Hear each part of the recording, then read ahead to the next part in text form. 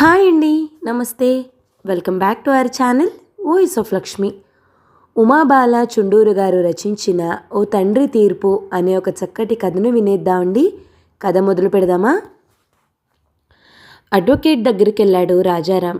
వెళ్ళాక ఆయన చెప్పారు, మీ అబ్బాయి దగ్గర నుంచి మెయిల్ వచ్చిందండి. అలా ఎలా తీసుకుంటారు నిర్ణయం అంటున్నాడు. నేను మిమ్మల్ని తప్పుగా గైడ్ చేస్తున్నానట. అతను నాకంటే పెద్ద లాయర్ దగ్గరికి వెళ్తాడట. మీకు ఈ విషయం చెప్పాలనే రమ్మన్నాను అన్నారు అడ్వకేట్ కృష్ణకిషోర్.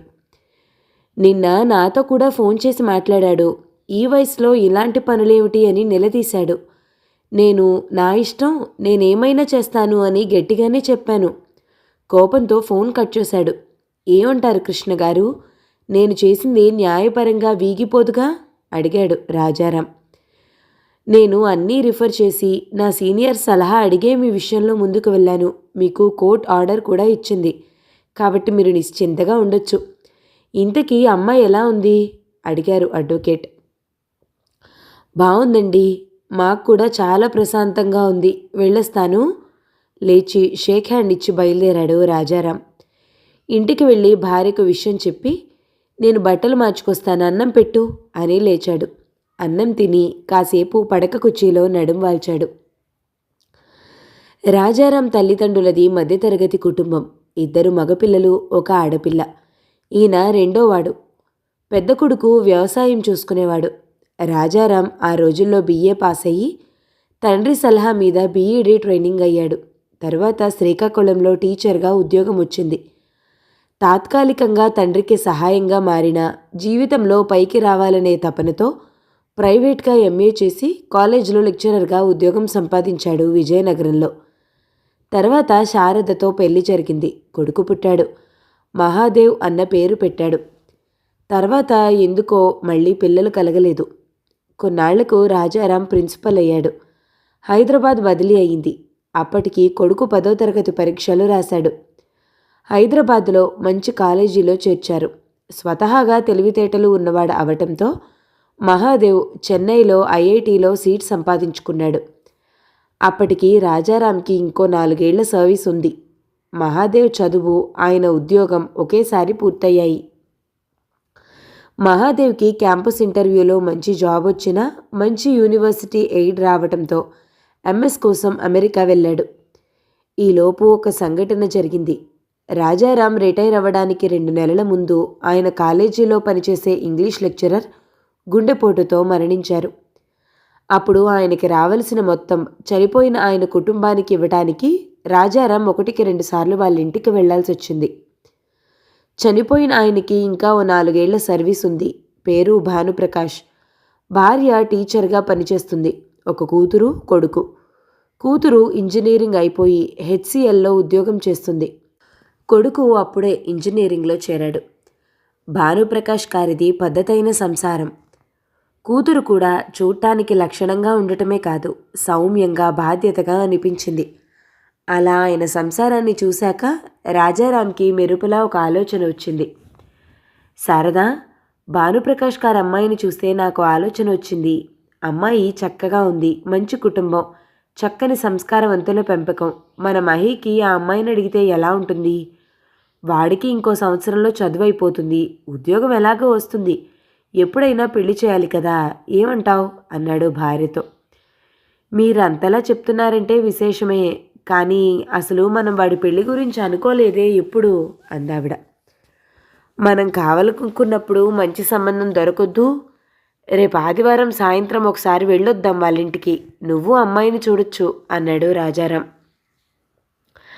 అనుకున్నట్టుగానే మర్నాడు సాయంత్రం వాళ్ళ ఇంటికి వెళ్ళారు. ఏదో పని మీద ఇటువైపు వచ్చి మిమ్మల్ని చూద్దామని ఊరికే వచ్చామని చెప్పాడు. భానుప్రకాష్ గారి భార్య సులోచన సంతోషించింది. కూతురు స్వర్ణసీత టీ చేసి తీసుకుని వచ్చింది. టీ తాగుతూ భార్య వైపు చూశారు. ఆవిడ కూడా కళ్ళతోనే నవ్వింది రాజారాంని చూసి. ఆ అమ్మాయిని ఆఫీస్ వివరాలు, చదివిన కాలేజీ వివరాలు అన్నీ అడిగారు. కాసేపు కూర్చుని వాళ్ళని కూడా తమ ఇంటికి రమ్మని ఆహ్వానించి వచ్చేశారు. దారిలో అంది శారద, నిజమేనండి, అమ్మాయి కళగా బాగుంది, మనవాడికి సూట్ అవుతుంది. నెమ్మదిగా కదిపి చూద్దాం.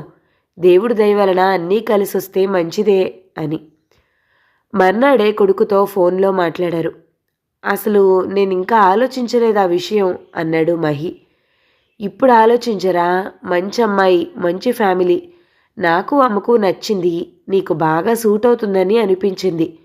ఊరికే ఒక మాట నీ చెవిన వేద్దామని అన్నాడు రాజారాం. ఒక నెల రోజుల తర్వాత రాజారాం, శారద డైరెక్ట్గా సులోచన గారింటికి వెళ్ళి, మాకు మీ అమ్మాయి నచ్చింది. మీకు ఇష్టమైతే మా అబ్బాయితో ఒకసారి మాట్లాడండి. ఇద్దరికీ నచ్చితే వచ్చే సంవత్సరం పెళ్లి చేద్దాం అని చెప్పి మహాదేవ్ ఫోటో, ఫోన్ నెంబర్ ఇచ్చి వచ్చారు. మహాదేవ్కి కూడా స్వర్ణ ఫోటో పంపించారు. అబ్బాయి అమ్మాయి మాట్లాడుకోవటం, ఒకరికొకరు నచ్చడం జరిగిపోయింది. ఈలోపు మహాదేవ్కి చదువు పూర్తయి అక్కడ మైక్రోసాఫ్ట్లో ఉద్యోగం వచ్చింది. ఉద్యోగంలో జాయిన్ అయ్యే ముందు ఇండియా వచ్చాడు. స్వర్ణసీతని ప్రత్యక్షంగా చూడటం, ఇద్దరికీ నచ్చడం జరిగింది. ఒక నెల రోజుల్లో వివాహం జరిగేటట్టు ఇక్కడ ఆఫీస్లో ఫార్మాలిటీస్ ముగించుకుని ఓ 2 నెలల తర్వాత అమ్మాయి అమెరికా వెళ్ళేటట్టు నిర్ణయం తీసుకున్నారు. కన్నుల పండుగగా పెళ్లి జరిగిపోయింది. జోడీ బాగుందని అందరూ అన్నారు. 15 రోజుల తర్వాత మహాదేవ్ అమెరికా వెళ్ళిపోయాడు. స్వర్ణ అత్తగారింట్లో ఉంటుంది. అప్పుడప్పుడు తల్లి దగ్గరికి వెళ్తుంది. ఆడపిల్ల ఇంట్లో తిరుగుతుంటే చాలా ముచ్చటగా ఉండేది రాజారాం దంపతులకు. చక్కగా వంట చేసేది స్వర్ణ, మంచి పనివంతురాలు. మహాదేవ్ అదృష్టవంతుడని, తమ సెలక్షన్ రైటే అని అనుకునేవారు వాళ్ళిద్దరూ. నెల రోజుల తర్వాత స్వర్ణ అమెరికా వెళ్ళిపోయింది డిపెండెంట్ వీసా మీద. రోజంతా ఖాళీగా ఉండటం అలవాటు లేక ఇబ్బందిగానే ఉండేది స్వర్ణకి. మనకి వాళ్ళకి టైంలో తేడా వలన ఎప్పుడంటే అప్పుడు ఫోన్ చేయటము కుదరదు. లోకల్గా ఇంకా ఎవ్వరూ తెలీదు. జాబ్ చేద్దామన్నా డిపెండెంట్ వీసా మీద అక్కడ జాబ్స్ రావు. ఇక్కడ ఏమన్నా హయ్యర్ కోర్స్ చదువు, నీకు టైం పాస్ అవుతుంది, తర్వాత జాబ్ వస్తుంది ఇక్కడ చదవటం వలన అని చెప్పాడు మహి. సరే అంది స్వర్ణ. అక్కడ అకాడమిక్ ఇయర్ మొదలవడానికి ఇంకా 2 నెలలుంది. 2 నెలల టైం ఉంది కదా, ఇండియా వెళ్ళు. నెల 2 నెలలుండి వచ్చేసావంటే రాగానే కాలేజీలో జాయిన్ అవ్వచ్చు. ఒకసారి జాయిన్ అయ్యాక మళ్ళీ వెళ్ళలేవో అన్నాడు మహాదేవ్. వచ్చి 4 నెలలు కూడా కాలేదుగా, తర్వాత వెళ్తాను అంది స్వర్ణ. ఇప్పుడు వెళ్ళకపోతే ఇంకో 2 ఏళ్ల వరకు వెళ్ళలేవు. వెళితే నీకు కొంచెం బెంగ తగ్గుతుంది అన్నాడు మహి. తను చెప్పిన దానిలో కూడా నిజం ఉందనిపించి సరే అంది స్వర్ణ. వారం రోజుల్లో టికెట్ కొని ఇండియాకి పంపించాడు మహి. ఇన్ని రోజుల తర్వాత తన వాళ్ళని చూడబోతున్నందుకు స్వర్ణకి చాలా సంతోషంగా అనిపించింది. ఎయిర్పోర్ట్కి అత్తగారు, మామగారు, తల్లి, తమ్ముడు అందరూ వచ్చారు రిసీవ్ చేసుకోవడానికి. అందరినీ చూసి కళ్ళలో నీళ్లు తిరిగాయి స్వర్ణకి. వాళ్ళని వాళ్ళ ఇంటి దగ్గర డ్రాప్ చేసి తమ ఇంటికి వెళ్ళిపోయారు రాజారాం దంపతులు. ఒక వారం పోయాక అత్తగారింటికి వచ్చింది స్వర్ణ. తను ఉన్నన్ని రోజులు ఏదో ఒక ప్లేస్కి వెళ్ళి రావటం, రాత్రి అందరూ బయట హోటల్లో భోజనం చేయడం సరదాగా గడిచిపోయాయి. అందరికీ తమ రొటీన్ లైఫ్లో కొంచెం బ్రేక్ వచ్చినట్లు అనిపించింది. స్వర్ణకి అటు ఇటు తిరగటంతోనే రోజులు గిర్రున తిరిగిపోతున్నాయి. నెల రోజులు అవుతుండగా ఇక్కడ కూడా విసుగనిపించసాగింది స్వర్ణకి. తిరిగి అమెరికా వెళ్ళిపోయి చదువులో పడితే బావునును అనిపిస్తోంది. అదే విషయం మహీకి చెప్పింది స్వర్ణ, వచ్చేస్తానని. నేను చాలా బిజీగా ఉంటున్నాను, టికెట్ పంపుతాను, వద్దు గాని ఇంకొన్ని రోజులుండు అని చెప్పాడు మహి. పెళ్లి కాకముందు పరిస్థితి వేరు, పెళ్ళయ్యాక పరిస్థితి వేరు. భర్త, తల్లిదండ్రులు ఇద్దరూ కావాలనిపించడం సహజం. కానీ ఇద్దరిలో ఎవరు అని ఆప్షన్ వస్తే భర్త వైపే మొగ్గడం కూడా అతి సహజం. తిరిగి వెళ్ళిపోవాలనే కోరిక బలీయమైపోసాగింది స్వర్ణకి. ఈ మధ్య తన మెసేజ్లకు జవాబు రావటం లేదు. ఫోను ఆన్సర్ చేయట్లేదు మహాదేవ్. రాజారాంతో అదే చెప్పింది స్వర్ణ.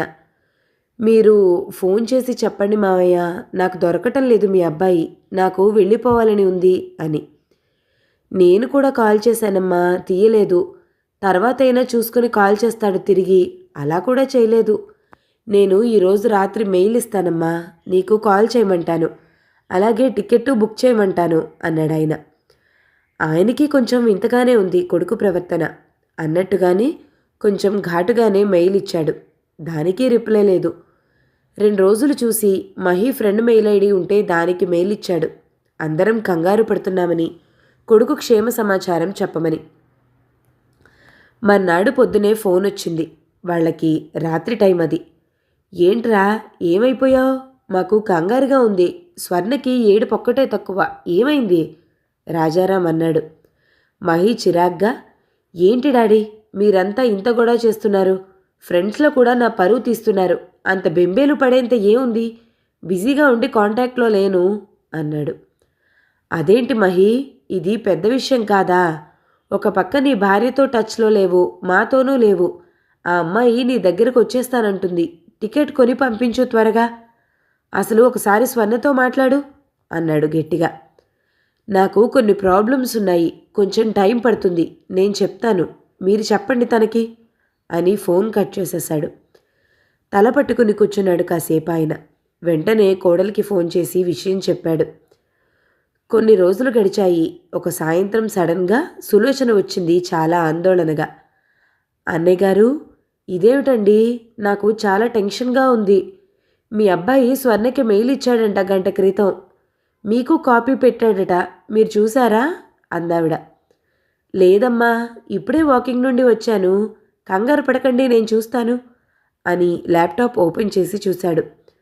మొత్తం చదివి ఆయన ముఖం కందగడ్డలా అయింది. పిచ్చెక్కింది వెధవకి అనుకుని మనసులో, ఏదో తప్పు జరిగిందమ్మా, నేను సరిదిద్దుతాను. రాత్రికి మీ ఇంటికి వస్తాను నేను. మీరు అమ్మాయి కంగారు పడకండి, అన్నీ సర్దుకుంటాయి అన్నాడు. మీరే మాకు దిక్కన్నయ్య గారు. పిల్ల ఏడ్చి ఏడ్చి సొమ్మసిల్లిపోయింది అని కళ్ళు తుడుచుకుని లేచిందావిడ. ఏమైందండి అంది శారద ఆదుర్దాగా. ఆ వెధవకి పిచ్చెక్కింది. ఎవరికి? ఇంకెవరు, మన పుత్రరత్నానికి. స్వర్ణకి మెయిల్ ఇచ్చాట. నాకు నువ్వంటే ఇష్టం లేదు, ఇద్దరం స్నేహంగా విడిపోదాం. ఈ రోజుల్లో ఇది చాలా కామన్. నీకు తెలియదేముంది, నువ్వు మీ మమ్మీకి చెప్పు, నేను నా పేరెంట్స్కి చెప్తాను. నేను చేసింది తప్పే, సరైన నిర్ణయం తీసుకోలేకపోయాను. నీకు ఎంత డబ్బు కావాలంటే అంతా ఇస్తాను. ఇద్దరం డైవర్స్ తీసుకుందాం. ఈ నిర్ణయం తీసుకోవడానికి నాకు ఇంత టైం పట్టింది, సారీ అని రాసి నాకు కాపీ పెట్టాడు. పెళ్ళంటే ఆటనా? సింపుల్గా సారీ చెప్పి విడిపోవడానికి? మనం ఏమైనా దాచిపెట్టామా, బలవంత పెట్టామా? వాడు స్వర్ణను చూసి నచ్చిందని చెప్తేనే కదా ముందుకు వెళ్ళింది. ఇప్పుడు ఇలా మాట్లాడతాడా? నేను వదలను వాణ్ణి. ఒక అమ్మాయికి అన్యాయం జరిగితే ఊరుకుంటానా? స్వర్ణ చేత విడాకులు ఇప్పించను. ఏం చేసుకుంటాడో చూద్దాం అన్నాడు ఆవేశంగా.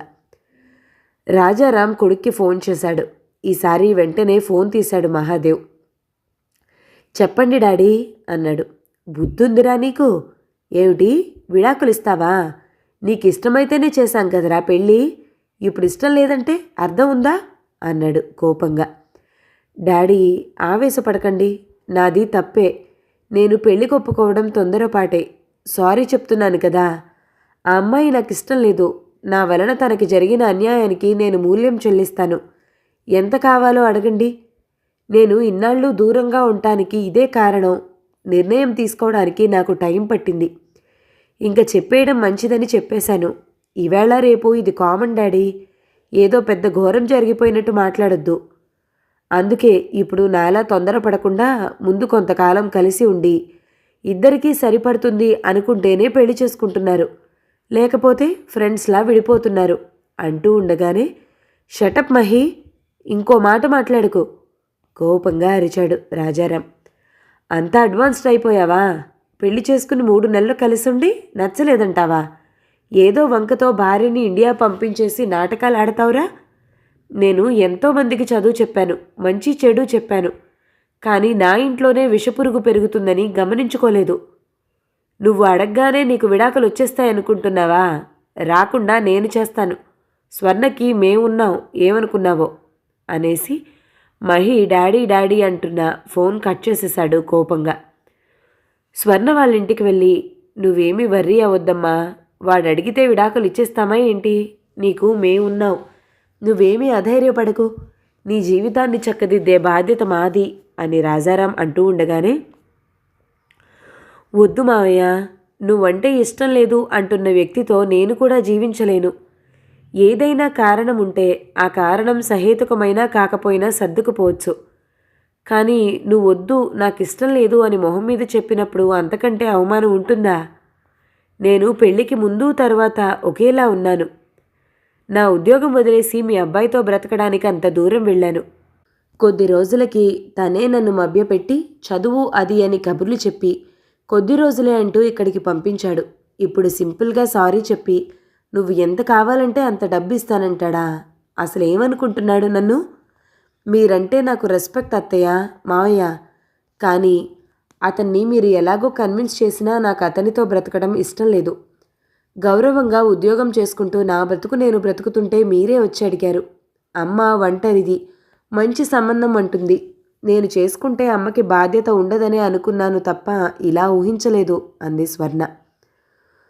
నువ్వు చెప్పింది నిజమే. ఆత్మాభిమానం ఉన్న అమ్మాయి ఎవరైనా నీలానే మాట్లాడుతుంది. మేము చాలా దురదృష్టవంతులం తల్లి. నీకంతా మంచే జరుగుతుంది. వాడు కాదన్నా మాకు నువ్వు ఆప్తురాలివే. మేము నీకు ఎప్పుడూ అండగా ఉంటాం. మమ్మల్ని క్షమించండి అని చెప్పి అక్కడి నుండి వచ్చేశారు. స్వర్ణ డైవర్స్కి అప్లై చేసింది. పరస్పర అంగీకారంతో కాబట్టి తొందరగానే వచ్చేశాయి విడాకులు. ఒక్క పైసా కూడా భరణంగా తీసుకోలేదు స్వర్ణ. తర్వాత తను పనిచేసిన కంపెనీలోనే తిరిగి ఉద్యోగంలో చేరిపోయింది. ఇక రాజారాం విషయానికొస్తే ఆయన ఆ రోజు నుండి తన కొడుకుతో పూర్తిగా సంబంధాలు తెంపేసుకున్నాడు. మళ్ళీ కొడుకు తండ్రితో మాట్లాడాలని ప్రయత్నించినా వీలు కాలేదు. కొంతకాలమైతే వాళ్లే మారతారులే, వాళ్ళకి నేను తప్ప ఎవరున్నారు అనుకున్నాడు మహి. కానీ రాజారాం బాగా ఆలోచించి ఒక దృఢ నిశ్చయానికి వచ్చాడు. ఒక పేరున్న అడ్వకేట్ని కలిశాడు. తను ఎందుకు వచ్చాడో, తన నిర్ణయం ఏమిటో చెప్పగానే ఆయన మొదట చాలా ఆశ్చర్యపోయాడు. మీరు మీ శ్రీమతితో కలిసి బాగా ఆలోచించుకుని వచ్చారా? ఒక్కడే కొడుకు అంటున్నారు అన్నాడు ఆ లాయర్ సందేహంగా. నాకు అర్థమైంది లాయర్ గారు మీ సందేహం. తర్వాత నా ఆలోచన ఇది అని చెప్పాడు ఆయనకి. అవునా, ఈ ఏజ్లోనా అని మళ్ళీ ఆశ్చర్యపోయారాయన. ఇక లాభం లేదని జరిగింది మొత్తం పూసగుచ్చినట్టు వివరంగా చెప్పాడు రాజారాం. అంతా విని ఆయన చాలా ఇంప్రెస్ అయ్యారు. తప్పకుండా మీ కేసు తీసుకుని న్యాయం చేస్తానని మాట ఇచ్చారు. అలాగే ఎంతో శ్రద్ధగా పనిచేసి ఇచ్చిన మాట నిలబెట్టుకున్నారు లాయర్. ఆ కేసు గురించి, తీర్పు గురించి పేపర్లో ప్రకటించి మహాదేవ్కి ఒక కాపీ పంపించారు. రాజారాం ఆ పేపర్ తీసుకుని స్వర్ణ ఇంటికి వెళ్ళి అంతా చెప్పి పేపర్లో ప్రకటన చూపించాడు. అది చూసిన స్వర్ణ కళ్ళనీళ్ల పర్యంతమైంది. పైకి ఊరికే సానుభూతి చూపిస్తున్నారేమో అని లోపల ఎక్కడో చిన్న అనుమానం కూడా పటాపంచలైపోయింది. కన్నీళ్లు ఆగలేదు. రాజారాం కాళ్ళకి దండం పెట్టింది. నోట మాట రాలేదు. తర్వాత ఆయన చెప్పిన ఆలోచనకి ఒప్పుకోలేదు. కానీ ఆయన స్వర్ణకి వివరించి చెప్పారు. ఇది సరైన నిర్ణయం అని నచ్చ చెప్పాక ఒప్పుకుంది. ఇది ఇంతవరకు జరిగిన విషయం. ఈలోపు ఉరుములేని పిడిగిలా ఊడిపడ్డాడు మహాదేవ్. రావటం ఆ ప్రకటన వచ్చిన న్యూస్ పేపర్ని నేలకేసి కొట్టి, ఏంటిదంతా? మీకు మతుండే చేస్తున్నారా? ఈ ఏజ్లో మీరు చేయాల్సిన పనులేనా అని అడిగాడు కోపంగా. రాజారాం చాలా ప్రశాంతంగా, ఏ విషయం నువ్వు మాట్లాడుతుంది అని అడిగాడు. అదే ఈ పేపర్లో విషయం. ఆ అడ్వకేట్ నాకు పంపిన జడ్జిమెంట్ కాపీ. ఇవన్నీ ఏమిటి అని అడిగాడు. అవన్నీ చదివితే నీకు అర్థమయ్యే ఉండాలే. చాలా తెలివైన వాడివి కదా అన్నాడు రాజారాం. ఇప్పుడు నన్ను మీరు మీ కొడుకుని కాదు అనుకుంటే కాకుండా పోతానా? ఎందుకు కాకుండా పోవు? నువ్వు పెళ్లి చేసుకుని నీ భార్యని కాదంటే కాకుండా పోయినప్పుడు నీ విషయంలో ఎందుకు కాదు? నీకు మాకు ఏ సంబంధమూ లేదు. నాకున్న ఆస్తి కూడా నా సంపాదనే. సో దాని మీద కూడా నీకు హక్కు లేదు. అందుకే నువ్వు నా కొడుకువి కాదని నిన్ను నిరాకరిస్తూ నీతో సంబంధం తెంచుకోవడానికి కోర్టుకు వెళ్ళి నీకు జడ్జిమెంట్ పంపించాను. ఇంకా అర్థం అవ్వాలంటే నిన్ను డిజోన్ చేసుకున్నాను. నువ్వు ఇక వెళ్ళొచ్చు అన్నాడు రాజారాం. అంటే మీకు నేను లేకపోయినా పర్వాలేదన్నమాట. సరే కానీ ఈ ఏజ్లో ఒకరిని, అది అమ్మాయిని పెంచుకోవడం ఏమిటి? అర్థముందా? ఇంతకీ ఏది అమ్మాయి అని అడిగాడు. కూర్చో, వస్తుంది చూద్దుగాని అన్నాడు రాజారాం. కాసేపటికి స్వర్ణ హ్యాండ్ బ్యాగ్తో లోపలికి వచ్చి చెప్పులు పక్కన వదిలి ఏదో అనబోతూ మహాదేవుని చూసి తడబడి మౌనంగా నిలబడిపోయింది. రామ్మా రా కూర్చో అంటూ, ఇదిగో శారదా, అమ్మాయి వచ్చింది, మంచినీళ్ళు తీసుకురా అని పిలిచారు లోపలికి వినపడేటట్టు. స్వర్ణసీతని అక్కడ ఊహించని మహాదేవ్ కూడా అన్యమనస్కంగా లేచి నిలబడ్డాడు. అదిగో తనే మేము దత్తత తీసుకున్న అమ్మాయి. చూసావుగా వెళ్ళిక అన్నాడు. ఇదంతా మా ఇష్ట ప్రకారమే జరిగింది. బంగారం లాంటి ఆ సీతమ్మ తల్లిని దత్తత తీసుకోవటం మా అదృష్టం. దేవుడు కొన్ని అదృష్టాలని తీసేసుకున్నా కొన్ని ఇస్తాడు అనగానే, అంటే ఈవిడ మిమ్మల్ని చూస్తుందా మీ చివరి దశలో అన్నాడు మహాదేవ్ వ్యంగ్యంగా. అవును, ఆ అమ్మాయి మీద మాకు నమ్మకం ఉంది. అన్నట్లు మా అమ్మాయికి మంచి సంబంధం చూసి పెళ్లి కూడా చేస్తాం చెప్పాడు రాజారాం. అంటే ఈవిడ ఇంకో పెళ్లి చేసుకుని కూడా మిమ్మల్ని కనిపెట్టుకుని ఉంటుందన్నమాట అన్నాడు మహాదేవ్. ఖచ్చితంగా. మా భవిష్యత్తు గురించి మాకు అస్సలు బెంగలేదు. నువ్వు ఎంత తొందరగా వెళితే అంత మంచిది. మళ్ళీ రాకు ఎప్పుడు అన్నాడు రాజారాం. మహాదేవ్ విసురుగా వెళ్ళిపోయాడు. శారద, రాజారాం నిస్సత్తుగా కూర్చుండిపోతే స్వర్ణ వాళ్ళ దగ్గరికి వెళ్ళి ఇద్దరి భుజాల మీద చేతులు వేసింది. ఆ స్పర్శలో ఎన్నో అర్థాలు బోధపడ్డాయి వాళ్ళకి. కథ సమాప్తం. ఈ కథ గనక మీకు నచ్చినట్లయితే లైక్ చేయండి, షేర్ చేయండి, మంచి కామెంట్ చేయండి. మన ఛానల్ని తప్పకుండా సబ్స్క్రైబ్ చేయండి. Thank you so much for watching. నమస్తే.